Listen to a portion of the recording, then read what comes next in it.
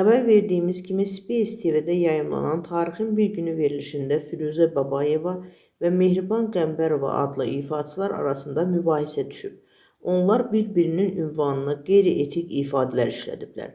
Sosial şəbəkədə yayılan görüntülərə sənətçilər rəy yazıb. Müğənni Nazim Pişiari həmin videoya bu biabırçılıqları audiovizual şura və aidiyyatı qurumlar görmürlər, televiziyaları elə rəzil hala salıblar ki, savadlı, mədəni insanlar efirə çıxmaq istəmirlər.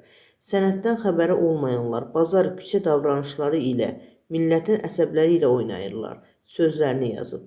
Müğənni Elvin Baba Abdullayev isə bazar buradan mədənidir.